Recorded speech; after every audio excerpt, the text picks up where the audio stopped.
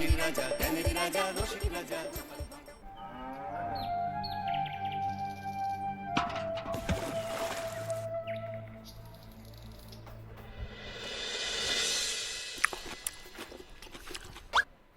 কি জল নেই? জল শেষ হয়ে গেল নাকি? এই জানো তো, গ্রামের সব জলাশয়ের জলস্তর না নেমে গেছে, পুকুরও শুকিয়ে গেছে, কুয়োতে জল অনেক নিচে চলে গেছে। কি যে হবে কে জানে। এই বছর তো বৃষ্টি হয়েছে কম, তার উপর মানুষজন জল ব্যবহারের চেয়ে নষ্ট করে বেশি। দেখি মহারাজকে বলতে হবে।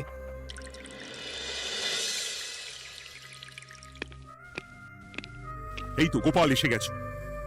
শুনেছো, রাজ্যের সকল জলাশয়ে শুধু শুনিনি, চাক্ষুষ দেখেছি, আর এর কারণ ও তার সমাধানও ভেবে এসেছি মহারাজ। তুমি কি বলতে চাইছো সেটা বলো না খোলসা করে। মহারাজ, আসন্ন দিনে জলাভাব মেটানোর একটাই উপায়, তা হলো প্রজাদের উপর কর চাপানো। মহারাজ, আমার ঠাকুরদা বলতেন, যা মেলে মূল্য বিনে তার মূল্য কে আর জানে। আমরা যেহেতু জলের মতো এত মূল্যবান সম্পদ বিনামূল্যে পাচ্ছি, তাই একে গুরুত্ব দিতে শিখিনি। সবাই মিলে দেদার জলের অপচয় করছি। আমি এই অপচয়ের বিরুদ্ধে কর বসানোর পরামর্শ দিচ্ছি মহারাজ। জলের জন্য দেবে দাম, ছুটে যাবে কাল ঘাম। হ্যাঁ, যখনই জলের জন্য কর দিতে হবে, তখনই জলের অপচয় বন্ধ হবে। এতে লাভটা কি হবে গোপাল? মানুষ কম জলে কাজ করা শিখে যাবে, ফলে আগামী দিনে যদি জল সম্পদ কমেও যায়, এই কৃষ্ণনগরের প্রজারা আগে থেকেই তার জন্য প্রস্তুত হয়ে যাবেন।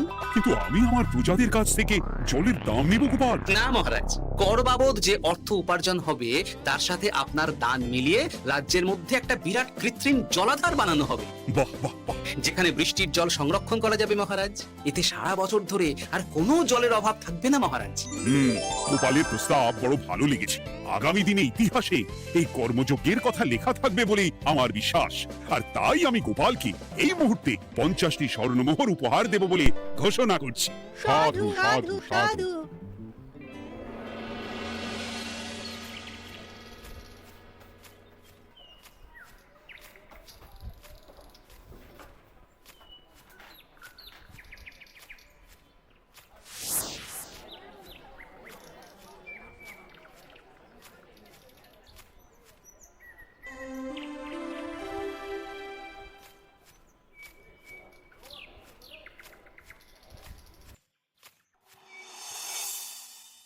মানে আমার এই এতটুকু স্বাদ তুমি পূর্ণ করবে না? আমি কি নিজের জন্য চেয়েছি নাকি? সবই তো পাবে তোমার মেয়ে আর জামাই। হ্যাঁ, সে বুঝেছে গিন্নি, তাই বলে এতগুলো মুদ্রা আমি খরচ করতে পারবো না। পারবে না? আমি তাঁতির বাড়ি থেকে মেয়ে জামাইয়ের জন্য কয়েকটা শাড়ি আর ভালো পাঞ্জাবি কিনে একটু পাঠাবো। কিন্তু এখন আমার কাছে অত মুদ্রা নেই গিন্নি, পরে পেলে আমি ঠিক তোমার স্বাদ পূরণ করব। আবার বাজে কথা বলার জায়গা পাও না তুমি। এতক্ষণ কোথায় ছিলে গো? আমি বেলায় নদীর পাড়ে গিয়েছিলাম, তখন কমলা আমাকে বললো তোমায় নাকি দেখেছে। কি দেখেছি? কোথায় গেল এত বড় মুদ্রার থলে? কি হাওয়াতে উবে গেল নাকি? এই রে, এ তো মহা ঝামেলা। কখন কি যে গিন্নিকে খবর দিচ্ছে সেটা টেরও পাইনি। বলি মুখে কুলু পাটলে যে বড়, বলি রাজা মশাইয়ের কাছ থেকে যে এত রোজগার করো, সেই মুদ্রা যায় কোথায়? কানের মাথা খেও না তো। আমি কি তোমার কোনো কিছুর অভাব রেখেছি? বলো একবার। খাওয়া পড়া কোনো কিছুর তো কোনো খামতি নেই তোমার। মানছি রাখোনি, কিন্তু তাই বলে আমিও তোমার স্ত্রী, তোমার গিন্নি গো গিন্নি, তাই না? আমার তো জানার অধিকার আছে নাকি যে তোমার উপার্জনের অর্থ করি সব কোথায় যাচ্ছে? জানবে জানবে, সব জানবে। এখন কিছু খেতে দাও দেখি, পেটে ছুঁচোয় ডন বৈঠক মারছে।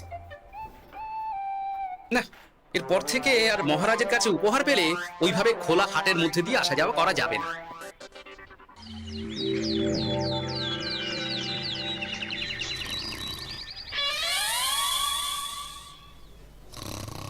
তোমার আর কোনো চিন্তা নেই গোপাল। আমি তোমার মাসোহারা তো বাড়িয়ে দিলাম, সঙ্গে প্রত্যেকদিন তুমি 10 মোহর করে পারিতোষিক পাবে। এই নাও। এই ভোরবেলায় একটা জব্বর স্বপ্ন দেখা গেল বটে। এই স্বপ্ন খুলে গেলে আর কোনো চিন্তা নেই। গিন্নি, ও গিন্নি, বলি গেলে কোথায়? গিন্নি, সারা নেই। ও গিন্নি, রাগ করলে নাকি গো? আরে এসো এসো, এমন একটা স্বপ্ন দেখেছি না যে তোমার আর কোনো চিন্তা থাকবে না গিন্নি। মোহর আর মুদ্রা একেবারে ঝরে পড়বে গো।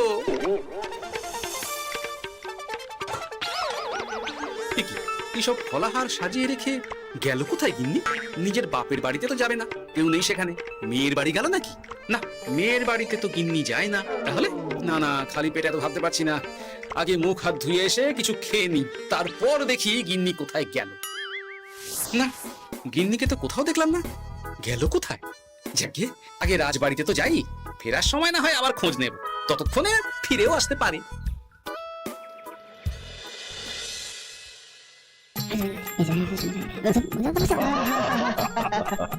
বাহ বাহ বাহ, একেই বোধহয় বলে সঙ্গগুণ।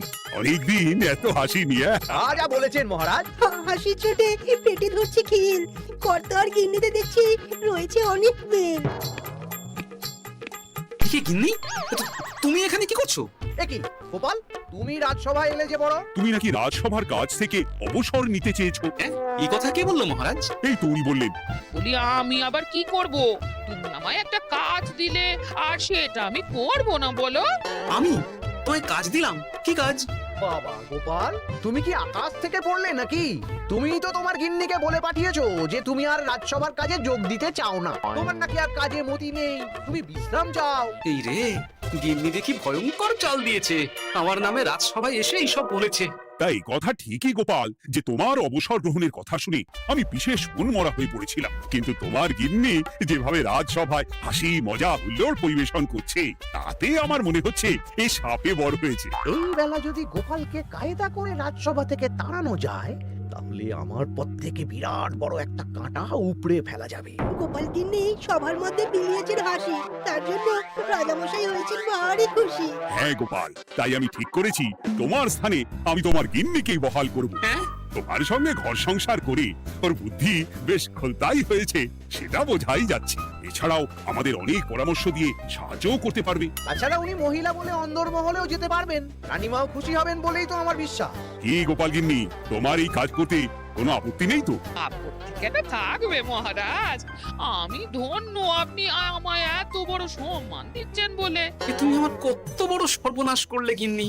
তুমি কিনা শেষে আমার চাকরিটাই খেলে। এটা গোপালের জন্য বড় ভালো হলো, তাই না? কোনো কাজ করতে হবে না, কিন্তু রোজগার আগের মতোই থাকবে। অবসর আর উপার্জন একসাথে। না হে গোপাল, তুমি আর এখানে কাঁচু মাচু মুখে দাঁড়িয়ে না থেকে নিজের বিশ্রামে ব্যাঘাত ঘটিও না। আমাকে সবার কাজ শুরু করতে দাও। যথা আজ্ঞা মহারাজ।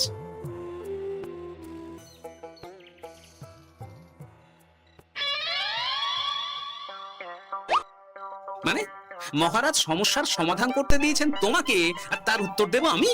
কেন তুমি আমার চাকরি খাবে আর তোমার সেই চাকরি রাখার দায় নেব আমি? হ্যাঁ হ্যাঁ নেবে।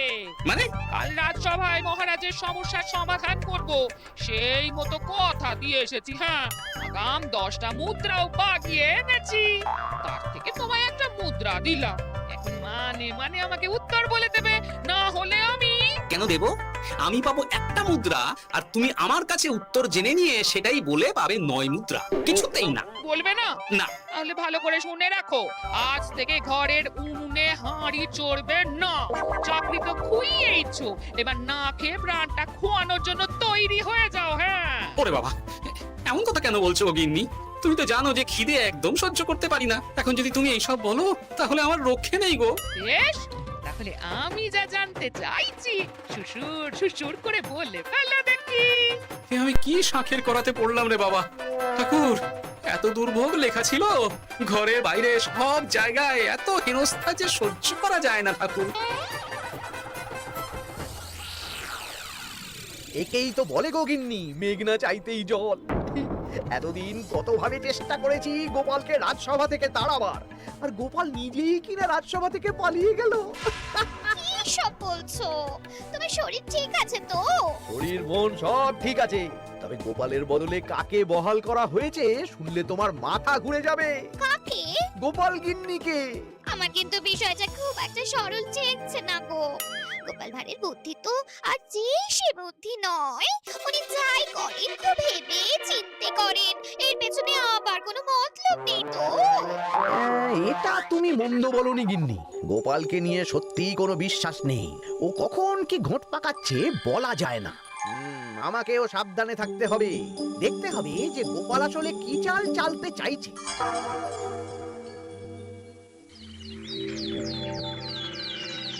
হ্যাঁ গোপাল গিন্নি, এই একটাই প্রশ্ন আমায় সারা রাত ধরে জাগিয়ে রেখেছে। মানুষ মরে ভূত হয়, ভূত কি মরে? তাহলে ভূত মরলে কি হয়? মানে মহারাজ, এই প্রশ্নের উত্তর আমার আজকে দিতে ইচ্ছে করছে না। হ্যাঁ, আমি না হয় আপনাকে আগামীকাল এই প্রশ্নের উত্তর দেব, ঠিক আছে? হ্যাঁ, গাছ থেকে পড়ে গেলে জাপটে ধরে ডালকে, আজকের প্রশ্নের উত্তর উনি দেবেন কালকে। না হে গোপাল গিন্নি, তা হয় না। এই প্রশ্ন আমাকে সারা রাত বিচলিত করেছে। আবার যদি আজকেও এই প্রশ্নের উত্তর না পাই, তাহলে তো আবার একটা নিদ্রাহীন রাত আমাকে কাটাতে হবে। মানে আমি বলছিলাম কি মহারাজ, গোপাল গিন্নি তো সদ্য এই কাজে বহাল হয়েছে, তাই তাকে তো একটু সময় দেওয়া দরকার নাকি? কিন্তু প্রশ্নের উত্তর না পেলে যদি মহারাজের শরীর খারাপ হয়, তার দায় কে নেবে মন্ত্রী মশাই? এই রে, এখন আমি কি করব?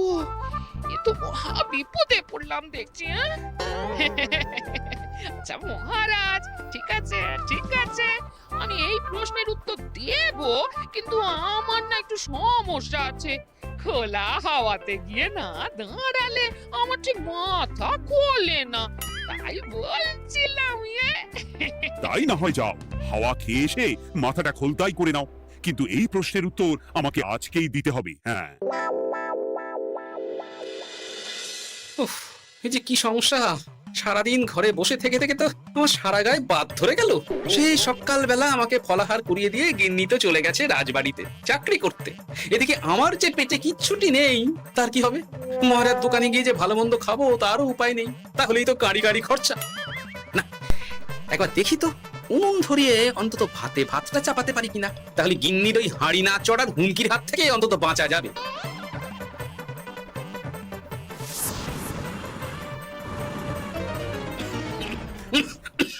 ও বাবা গো, ও বাবা, এত কেসে কেসে সোজা শেষ যাত্রা হয়ে যাবে আমার। না, এর চেয়ে না খেয়ে মরাও ঢের ভালো। দেখি তুমি বাড়িতে কেন? এত হাঁপাচ্ছ কেন? সাড়ে তাড়া করেছে নাকি? আরে না গো, মানুষ মরে ভূত হয়, ভূত কি মরে? তাহলে ভূত মরলে কি হয়? খোলা হাওয়াতে গিয়ে না দাঁড়ালে আমার ঠিক মাথা খোলে না। ও, এই হলো ব্যাপার। বেশ, এর উত্তর তোমায় আমি বলে দিচ্ছি। ভূত মরে প্রথমে এক ঝুড়ি অন্ধকার হয়, সেই অন্ধকার হাওয়াতে উড়ে বেড়ায়। এক সময় সেই অন্ধকার পাতলা হতে হতে কুয়াশার মতো হয়ে যায়। ব্যাস, মিটে গেল। ব্যাস, মিটে গেল। যদি রাজা মশাই এই কথা বিশ্বাস না করেন, তুমি ফলক করে বলবে আপনি যখন মরবেন একদম মিলিয়ে নেবেন মহারাজ। এর চেয়ে এক পা এদিক ওদিক হয় না যেন। হ্যাঁ, এই না হলে তুমি গোপাল ভাঁড়। বুঝেছো তাহলে? তুমি চিন্তা করো না, রাজবাড়ি থেকে ফেরার সময় আমি তোমার জন্য অনেক অনেক বাজার করে আনবো, ঠিক আছে? এই আমি যাই। এ তো ভারী মজা হলো। মহারাজ তক্ষুনি প্রশ্নের উত্তর চাইলে গিন্নি এইভাবে সেই রাজবাড়ি থেকে দুধ দাঁড়িয়ে ছুটে আসছে উত্তর জানতে। আমাকে তুমি একটা চাল দিয়ে কুপকাত করেছো তো গিন্নি। এইবার বুঝবে কত ধানে কত চাল।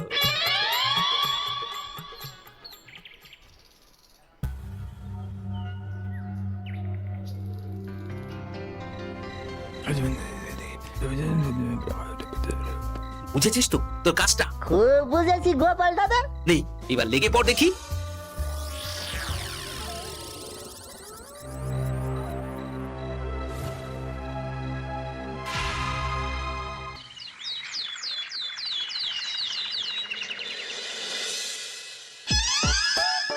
তাহলে আর বলছি কি তোমাদের, সকালবেলায় উঠে দেখি মুখের এই হাল। এই কাণ্ড কি করে হলো মহারাজ? আর আমি কি জানি? আমি সকালে উঠে আয়নায় নিজেকে এই অবস্থায় দেখে খুব চিন্তায় রয়েছি। গোপাল গিন্নি, আগে মহারাজ, গোপাল থাকলে যে কাজ করতো সেটা তো তোমাকেই করতে হবে, বলতে হবে এর সমাধান কি। হ্যাঁ মানে আমি হ্যাঁ হ্যাঁ, আমার মনে আছে। তোমার তো আবার হাওয়া না খেলে চলে না। যাও যাও, তাড়াতাড়ি হাওয়া খেয়ে এর উত্তর নিয়ে এসো।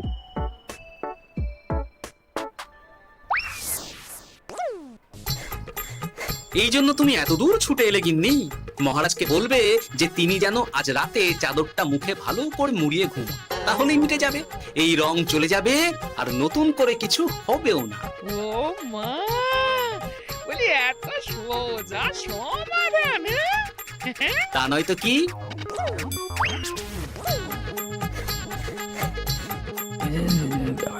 কাল সারা রাত আকাশে একবার দেখলাম চাঁদ উঠেছে, আর একবার দেখলাম ঘোর অমাবস্যা। এর কারণ কি? একই রাতে দুই তিথি হয় কি করে? মানে আর একটা সমস্যা, হ্যাঁ, এটা আগে বললেই তো হতো মহারাজ।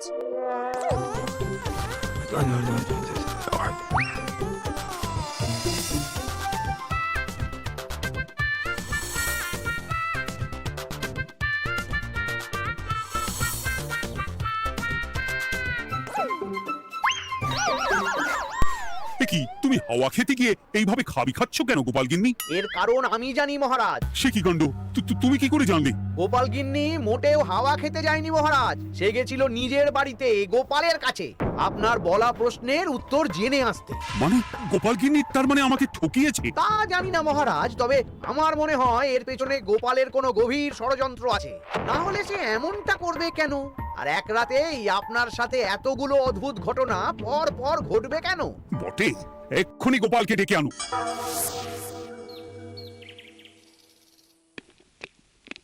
না মহারাজ, আমি সত্যি অবসর চেয়েছিলাম, আর তাই আমার গিন্নি আপনার কাছে এসে বলেছিল। ওর কোনো দোষ নেই মহারাজ।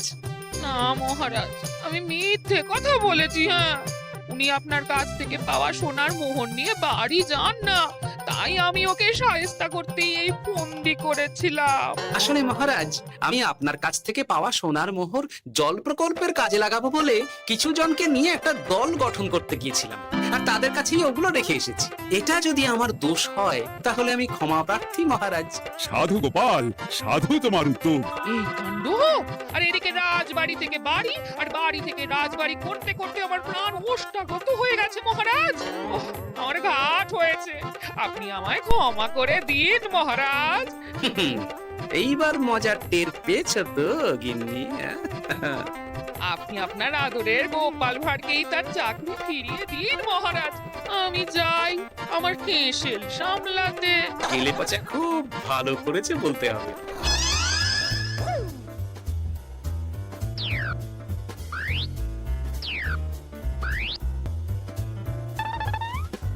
তবে মহারাজ, অমাবস্যা পূর্ণিমা সব আমার বুদ্ধিতেই কেলেপচা করেছিল।